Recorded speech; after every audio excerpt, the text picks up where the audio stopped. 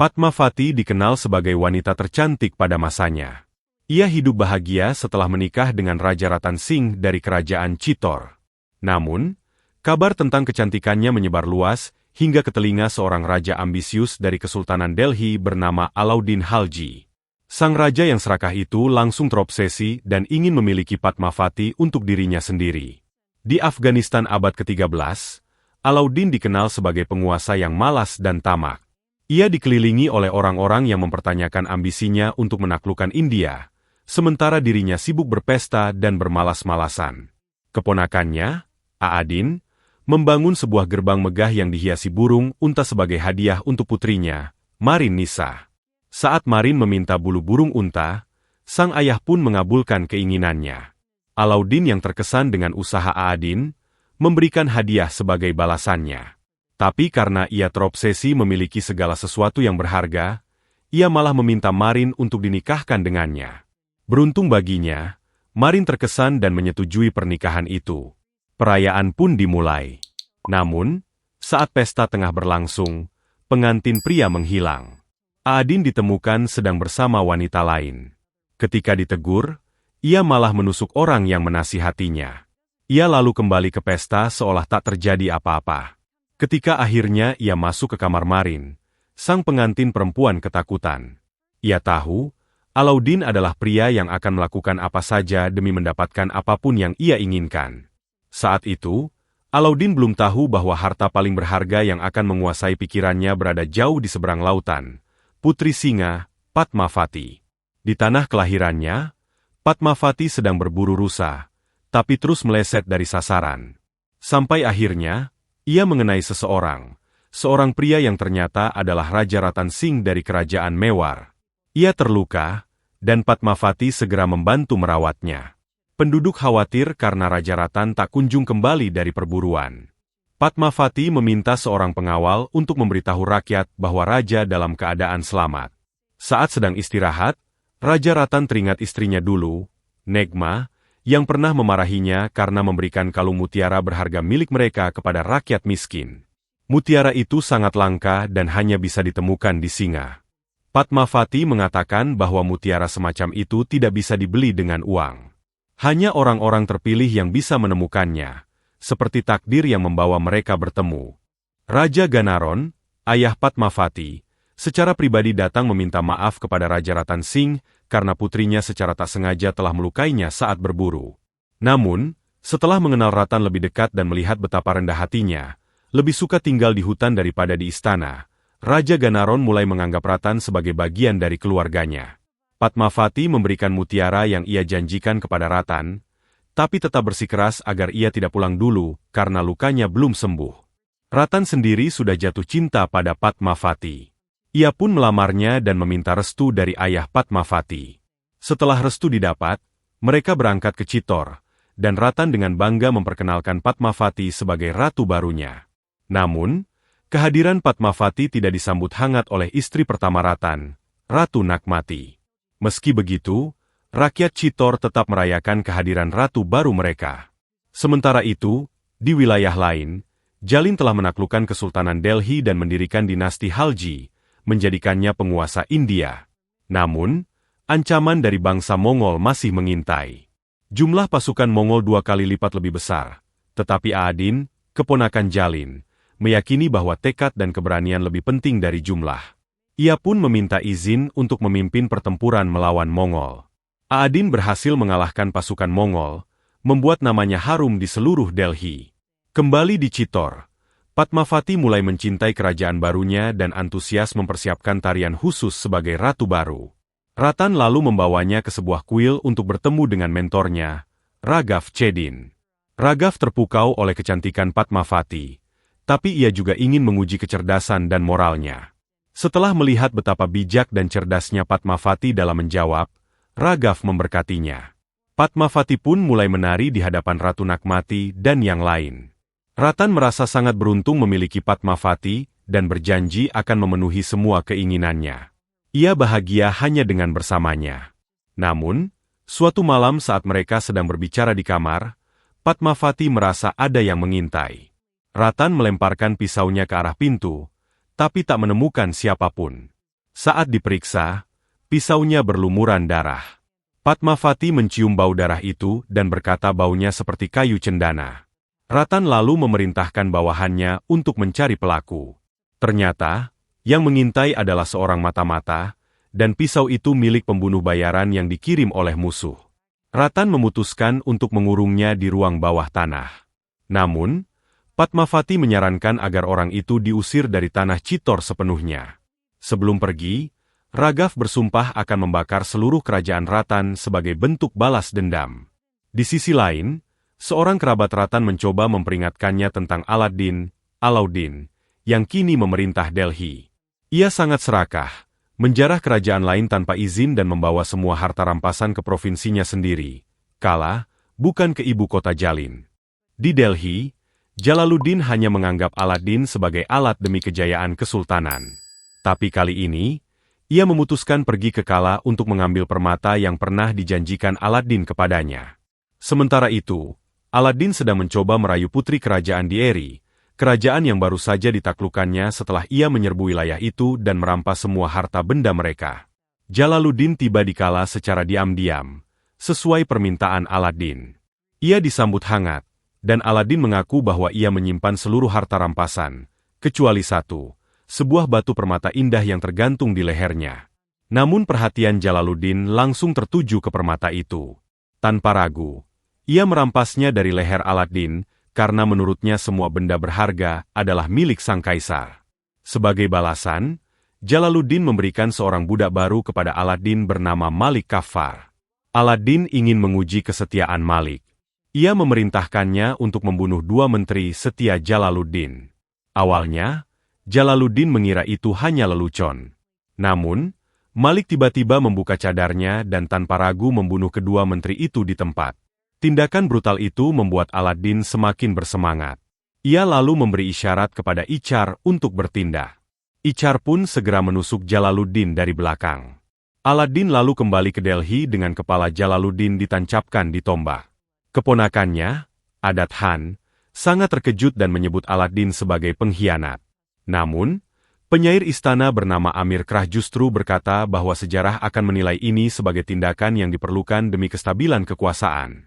Aladdin membela tindakannya. Ia berkata bahwa Delhi butuh pemimpin baru dengan pikiran segar. Akhirnya, ia duduk di atas tahta yang selama ini ia impikan, diiringi sorak-sorai para pengikutnya. Sementara itu, Nisa, putri Jalaluddin, berusaha berkabung atas kematian ayahnya. Namun Aladdin masuk ruangan dengan penuh kemenangan, menunjukkan permata yang telah direbut dari ayahnya. Ia memaksa Nisa untuk merasa bahagia, karena kini ia telah menjadi Ratu India. Tapi bukan itu saja. Aladdin memperlakukannya dengan buruk dan memaksanya untuk tidur dengannya. Namun, sebelum hal itu terjadi, mereka tiba-tiba diganggu oleh suara seruling misterius.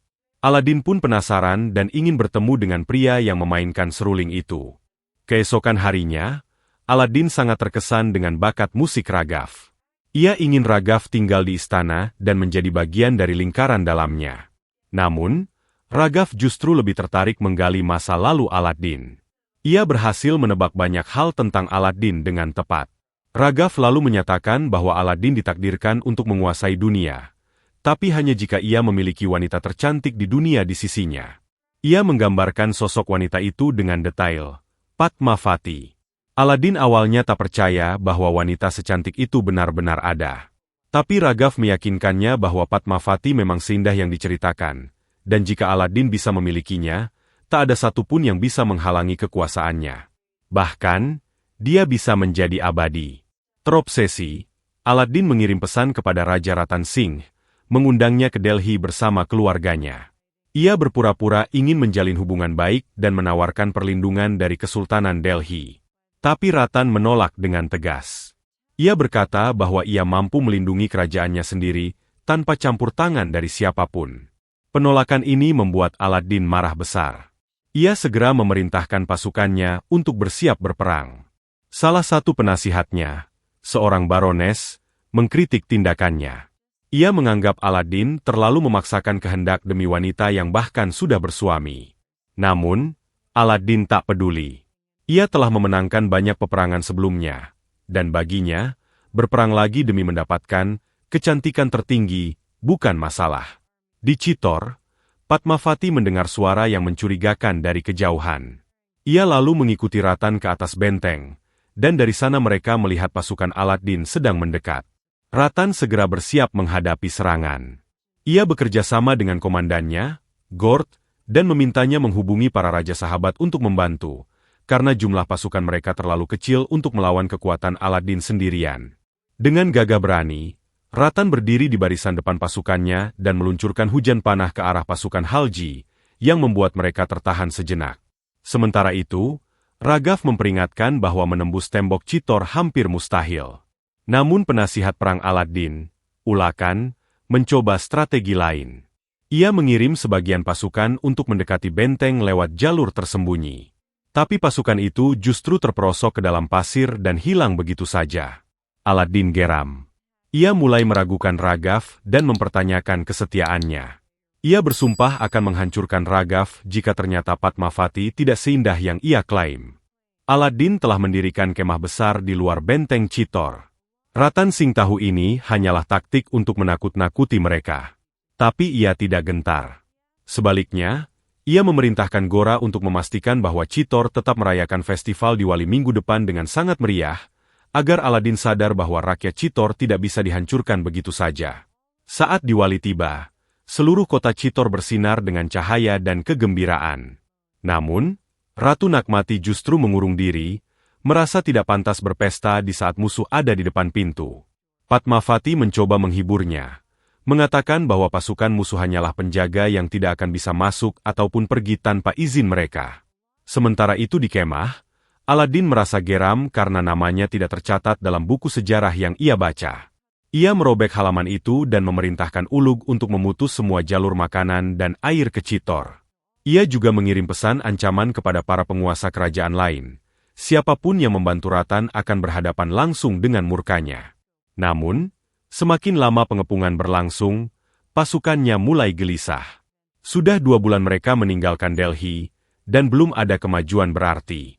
Untuk menjaga moral, Aladdin mengadakan pertandingan gulat dan hiburan lainnya. Meski begitu, ia tetap yakin bahwa setiap hari yang ia lewati membawanya semakin dekat kepada Padmavati, dan ia memilih menanti dengan sabar. Di dalam benteng, Ratan menerima kabar buruk. Tak ada satupun raja tetangga yang bersedia membantunya. Ia menyadari bahwa mereka harus bertahan sendiri. Sebagai peringatan, ia menembakkan panah api ke arah tenda Aladdin, yang kemudian diikuti hujan panah membakar yang menyebabkan kerusakan besar di sekitar kemah musuh. Malik mencoba meminta bantuan Aladdin, tapi Aladdin lebih memilih melanjutkan tidurnya dan sibuk memelihara burung kesayangannya. Keadaan menjadi semakin kacau, tenda dan logistik pasukan musuh hancur, dan pasukan mulai memberontak. Akhirnya, Aladdin keluar dan berbicara langsung kepada tentaranya. Ia menyuruh Malik membawa bendera mereka dan mengingatkan semua orang tentang mimpi besar mereka. Bendera dinasti Khalji berkibar di seluruh dunia. Ketika Aladdin pura-pura menyerah dan menyuruh mereka menjatuhkan bendera itu, para prajurit justru terbakar semangatnya. Mereka menolak menyerah, dan kembali mengangkat bendera dengan bangga. Beberapa bulan telah berlalu, dan Chitor merayakan festival Holi. Di tengah perayaan, Gora mengingatkan Raja Ratan bahwa persediaan makanan mereka hanya akan cukup untuk beberapa hari lagi. Ratan tak ingin rakyatnya panik, dan tetap optimis bahwa Aladdin akan segera mundur. Ia yakin pasukan musuh tidak akan mampu bertahan menghadapi panas ekstrim yang melanda wilayah mereka. Namun, Gora mendesaknya untuk lebih realistis. Ratan menjawab dengan tegas bahwa sebagai seorang Rajput sejati, ia akan bertarung sampai nafas terakhir demi rakyat dan kehormatan kerajaannya. Sementara itu, Aladdin juga mulai menyadari bahwa cuaca mulai menjadi musuh terbesarnya.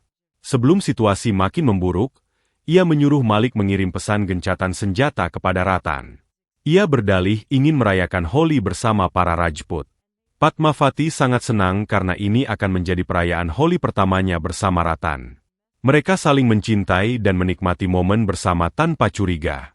Saat Malik tiba di Chitor, ia membacakan pesan dari Aladdin yang berisi pujian kepada Raja Ratan atas keberaniannya. Aladdin juga meminta kesempatan untuk merasakan keramahan kerajaan Chitor sebelum kembali ke Delhi bersama pasukannya. Padmavati curiga ini hanyalah taktik muslihat, tapi Ratan tetap tenang. Ia sudah menyiapkan 2 syarat berat yang menurutnya tidak akan dipenuhi oleh Aladdin. Aladdin harus mengirim pulang seluruh pasukannya ke Delhi. Ia harus datang ke benteng seorang diri, tanpa senjata dan tanpa pengawal. Namun, ternyata Aladdin dengan senang hati menyetujui syarat tersebut.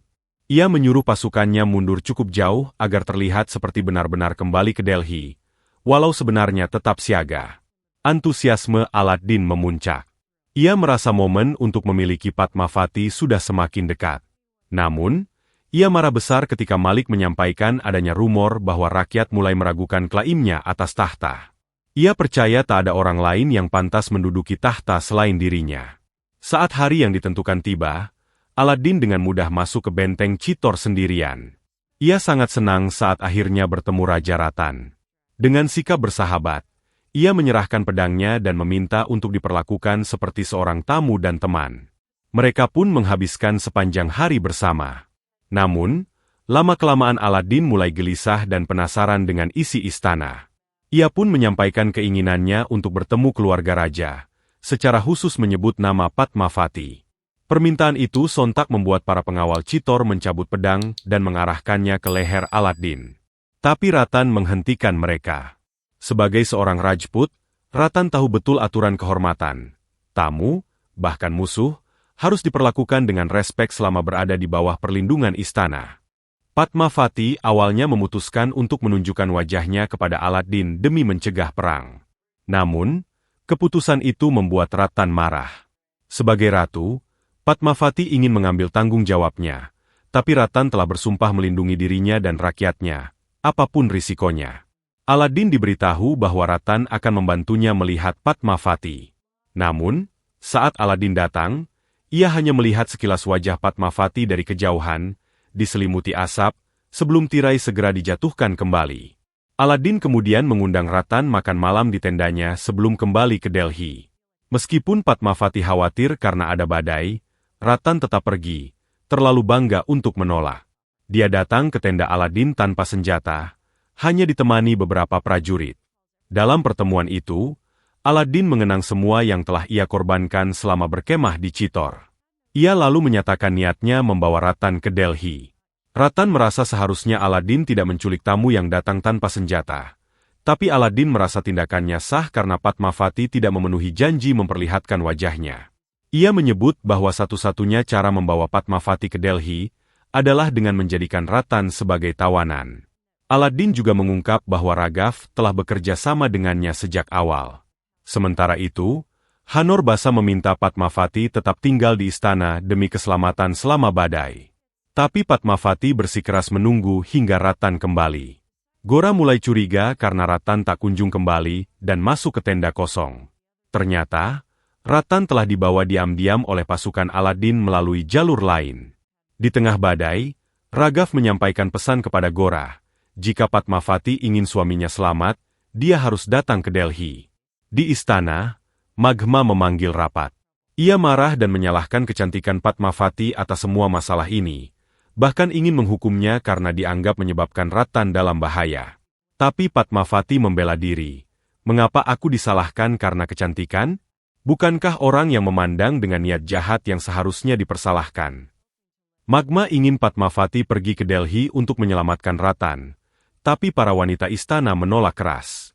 Mereka merasa itu akan mempermalukan kerajaan jika sang ratu pergi tanpa rajanya. Namun, Hadadi berdiri dan menawarkan diri. Ia berkata akan pergi ke Delhi menggantikan Padmavati dan membawa Ratan kembali, seperti para dewi yang turun ke bumi untuk melawan kejahatan. Ia percaya bahwa wanita Rajput cukup kuat untuk menghadapi ini. Ratan sedang sendirian di sel ketika Raghav memainkan seruling sambil mengejeknya agar tunduk pada Aadin. Ia merasa tersinggung karena Padmavati memutuskan pergi ke Delhi sendirian, padahal ada seluruh pasukan yang rela berkorban untuknya. Namun Padmavati bersikeras bahwa tidak semua perang bisa dimenangkan dengan pedang, beberapa membutuhkan strategi. Sebagai ratunya, ia memerintahkan Ratan untuk mengikuti rencananya.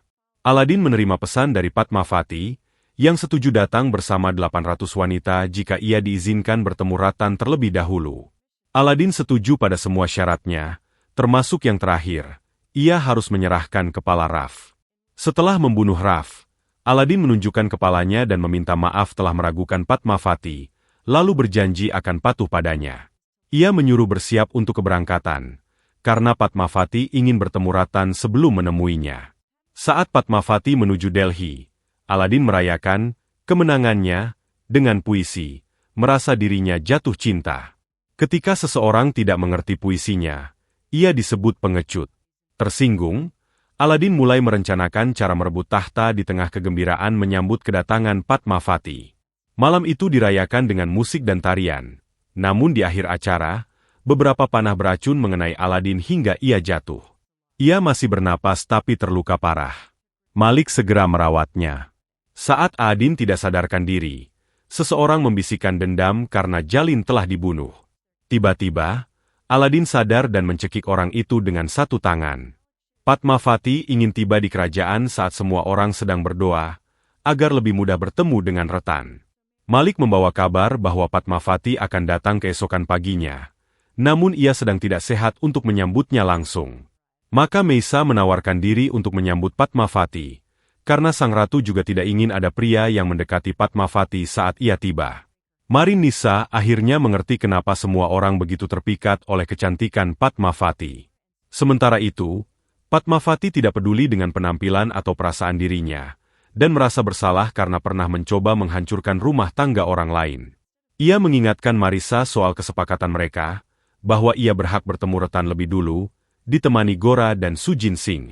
Marisa pun mengarahkan mereka ke tempat Ratan ditahan.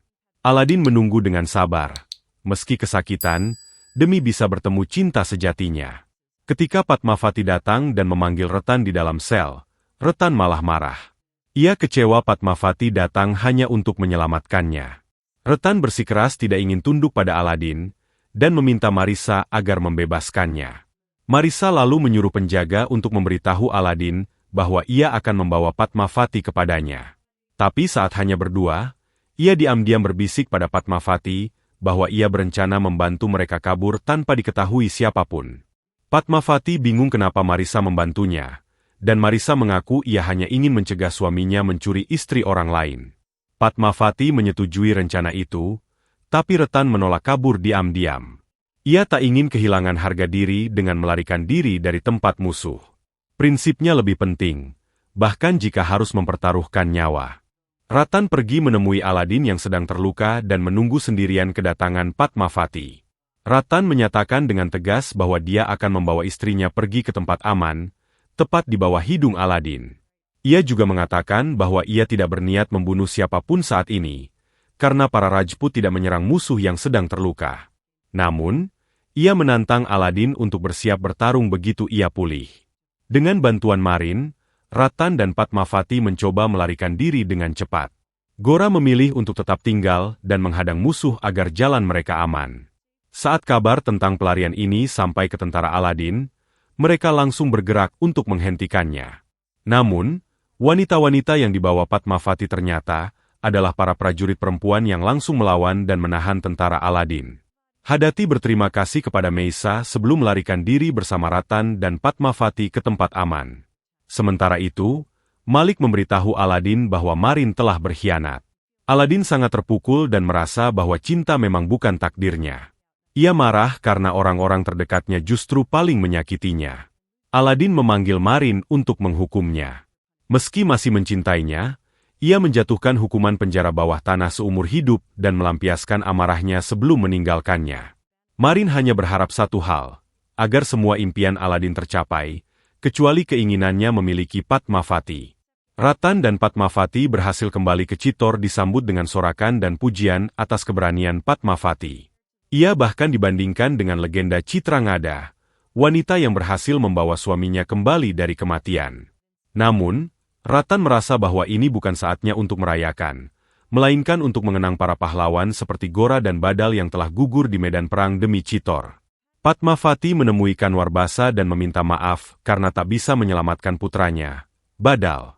Namun Kanwarbasa justru bangga karena putranya mati sebagai pahlawan. Sementara itu, Aladin kembali mendatangi Chitor dengan pasukan lebih besar dan senjata lebih kuat. Ia memberi ultimatum, Padmavati harus datang padanya dalam 1 hari. Jika tidak, ia akan menyerang dan membakar seluruh kota. Nagmati memberitahu Padmavati tentang ancaman ini. Ia merasa lelah karena seolah selalu harus menanggung beban berat sendirian. Pasukan Aladin telah sampai di perbatasan dan mengirimkan pesan yang mendarat tepat di dekat Padmavati. Ia membakarnya begitu selesai membaca. Aladin mulai gelisah karena tidak mendapat jawaban dari Chittor. Ia bahkan memilih berdiri di bawah terik matahari, berharap bisa melihat Padmavati keluar menemuinya. Di dalam benteng, para Rajput bersiap untuk perang, tapi Padmavati terlihat ketakutan. Ratan menyukai bagaimana pedang terlihat di tangan Padmavati, tapi ia tahu perang kali ini kemungkinan besar tidak berpihak pada mereka karena jumlah pasukan musuh jauh lebih besar. Ia lalu memohon bantuan istrinya dan meminta izin untuk melakukan jauhar, ritual bunuh diri massal bagi wanita Rajput, jika ia gugur dalam pertempuran, agar kehormatan mereka tetap terjaga. Saat Aladin menunggu Padmavati sepanjang malam, Padmavati dan Ratan justru menghabiskan waktu bersama, mempersiapkan diri untuk hari yang menentukan. Ratan bersiap untuk bertempur, sementara Padmavati mengenakan pakaian pengantin, sebagai simbol kekuatan dan pengabdian pada hari penting itu. Ketika Aladin sadar bahwa Padmavati tidak akan datang, ia memerintahkan pasukannya untuk menyerang. Mereka menggunakan senjata berat yang menembakkan bola api, menghancurkan sebagian besar tembok dan bangunan benteng. Ratan tahu inilah saatnya ia keluar ke medan perang. Malik sempat menyarankan agar menyerang langsung ke dalam benteng, tapi Aladin yakin para Rajput akan keluar sendiri. Kedua pasukan pun akhirnya berhadapan di medan pertempuran. Ratan merasa bahwa ini adalah pertarungan pribadinya, berjalan sendiri ke arah pasukan musuh. Malik ingin mencegatnya, tetapi Aladin justru menyambut tantangan itu dan bersiap bertarung 1 lawan 1. Pertempuran pun dimulai. Sementara itu, Padmavati berbicara kepada seluruh wanita di benteng, mengingatkan bahwa para pria yang sedang bertarung adalah pahlawan yang harus dihormati, karena mereka berperang demi kehormatan dan prinsip. Dalam duel sengit itu, Ratan berhasil menjatuhkan mahkota Aladin. Malik geram dan ingin ikut campur, meskipun tentara lain memperingatkannya bahwa itu melanggar aturan pertempuran. Namun ia tak peduli, demi nyawa Aladin. Ratan terus menunjukkan keberaniannya, bahkan berhasil melucuti senjata musuhnya. Tapi saat ia akan memberikan serangan terakhir, pasukan Aladin melanggar aturan dan menembaknya dari belakang dengan panah. Meski terluka parah, Ratan terus mencoba bertahan dan bertarung hingga nafas terakhirnya. Ia menyindir bahwa dalam pertempuran, setidaknya seharusnya ada aturan. Namun bagi Aladin, satu-satunya aturan adalah menang. Ratan pun gugur. Para Rajput yang marah langsung menyerang pasukan Aladin. Di dalam benteng, Padmavati menyampaikan pidato terakhir. Ia mengatakan bahwa jika para pria telah bertempur di medan perang, maka para wanita juga akan berperang dengan caranya sendiri, dengan melakukan jauhar, membakar diri, agar musuh tidak bisa menyentuh mereka. Ia mengajak semua wanita, termasuk yang sedang hamil dan membawa anak, untuk bergabung dengannya. Bagi Aladin dan pasukannya yang berniat merampas tubuh mereka, ini akan menjadi kekalahan terbesar. Mereka tak akan mendapatkan apapun. Ketika kabar kematian Ratan sampai pada Padmavati, ia memerintahkan untuk menutup gerbang benteng dan menyiapkan api besar untuk melakukan jauhar demi kehormatan suami-suami mereka. Ia yakin bahwa tindakan ini akan membuat mereka dikenang selamanya sebagai wanita pemberani yang tak pernah dikalahkan oleh musuh. Saat Aladin berhasil menerobos gerbang luar benteng dan menuju gerbang dalam, para wanita, dalam balutan pakaian pengantin, melempari pasukan musuh dengan bara api dan batu. Aladin memerintahkan pasukannya menyerang, tapi para wanita telah menyalakan api besar dan mulai masuk ke dalamnya satu persatu, dipimpin oleh Padmavati.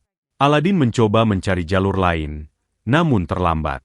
Padmavati dan para wanita menutup pintu gerbang tepat sebelum ia bisa masuk, dan akhirnya melompat ke dalam api, menandai kekalahan terbesar bagi Aladin dan kemenangan abadi para Rajput.